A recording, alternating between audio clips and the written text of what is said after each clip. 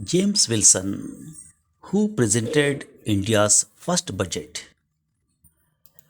In the year 1859, as the British Crown was still recovering from the injuries caused to it by the Mutiny of 1857, it appointed a Scottish businessman to find a solution to India's financial crisis. James Wilson was born in Hawick, a town at the Scottish borders, in 1805. At the young age of 16, he became an apprentice at a hat factory. While he worked through the day, he would spend the nights reading up on economics. His father, a woolen manufacturer, went on to buy the factory for Wilson and his brother. In 1824, the two brothers shifted the business to London, where it flourished. During the economic crisis of 1837, Wilson lost most of his wealth. He sold most of his remaining property to avoid bankruptcy. A decade later, in 1853, Wilson founded the Chartered Bank of India, Australia, and China, which later became the Standard Chartered Bank in 1969.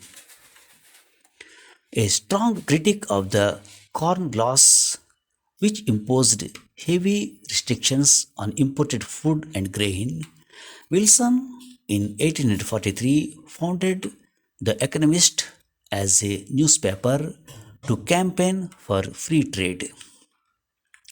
Incidentally, he played a leading role in the organization of railway construction in India. In August 1859, he was sent off to India to remodel the country's financial system, which remained battered after the mutiny. Wilson presented the first ever budget in India in 1860.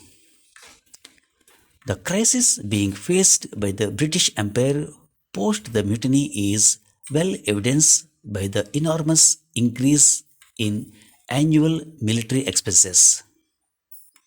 The annual expenditure for the army, military, police, new levies, police, and military public works went up from rupees 13.2 crore in 1856-57 to rupees 17.2 crore in 1857-58 and rupees 24.7 crore in 1858 to 59, and in the same period the debts of government of India increased by 36%.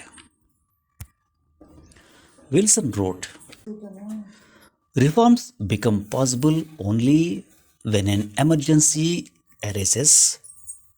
Such an emergency has now arisen, and reform and changes are now possible that have not been possible in our day. The major proposals made by Wilson included taxing the trading classes, a government paper currency, reform of the financial system in budgets, estimates and auditing, creation of a civil police and a department for public works and roads. He also credited for having set up a military finance commission and a civil finance commission. Wilson presented his budget on February 18, 1860. He introduced three kinds of taxes: income tax, license tax, and tobacco duty. However, only the first one went through, as the other two were dropped on the demand of the Governor General of India, Charles Canning. The budget did receive some criticism, chief among them being from the Governor of Madras, Charles Trevelyan found Wilson to be too theoretical and with a tendency to ignore Indian conditions. Wilson died the same year he presented the budget, having contracted dysentery in the scorching heat of Calcutta.